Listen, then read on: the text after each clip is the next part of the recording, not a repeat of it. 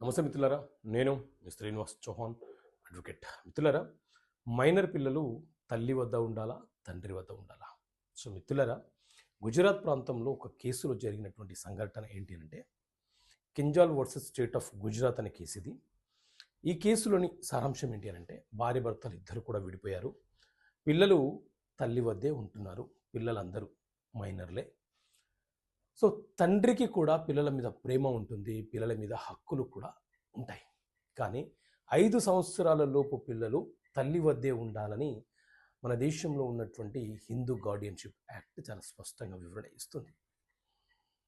So తల్లి వద్దే పిల్లల పెంపకం కొనసాగుతుంది, తల్లి వద్దే పిల్లలు చదువుకుంటున్నారు.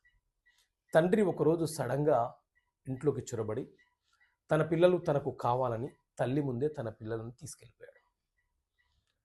తన పిల్లలను తీసుకెళ్లాడని, అక్రమంగా నిర్బంధించాడని, తన పిల్లలు తనకు కావాలని చెప్పి ఆ తల్లి ఏం చేసింది అంటే హైకోర్టులో హేబియస్ కార్పస్ పిటిషన్ ఫైల్ చేసింది. సో దీని మీద విచారణ జరిపినటువంటి హైకోర్టు చాలా స్పష్టంగా తీర్పునివ్వడం జరిగింది.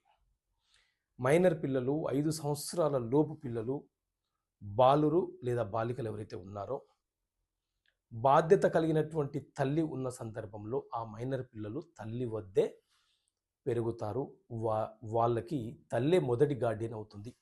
ఒకవేళ తల్లి కనుక బాధ్యత రహితంగా జీవనం కొనసాగిస్తుందని భర్త నిరూపించగలిగితే ఆ సందర్భంలోనే తండ్రికి అప్పగించే అవకాశం ఉంటుంది. అంటే తల్లి వేరే వ్యక్తులతో ఇల్లీగల్ ఎఫర్ పెట్టుకున్నా, తల్లి వేషవృత్తిలో ఉన్న, ఇలా రకరకాల చర్యలు, అక్రమ చర్యలు, ఇల్లీగల్ చర్యలు చేస్తున్న క్రమంలో ఆ పిల్లల పెంపకము ప్రమాదంగా మారే అవకాశం ఉంటుంది. కాబట్టి ఆ సందర్భంలోనే తండ్రి వద్ద మైనర్ పిల్లల పెంపకం అనేది కొనసాగుతుంది.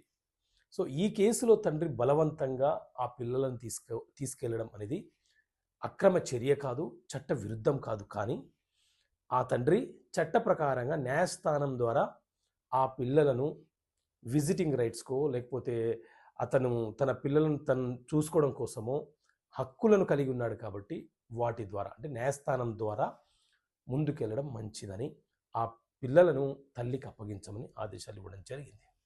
సో మిత్రులారా, ఇలాంటి చట్టపరమైన అంశాలు మీకు తెలియపరచడం కోసం చట్టపరమైన సమస్యలకు పరిష్కారాలను పుస్తకం తీసుకొచ్చాము.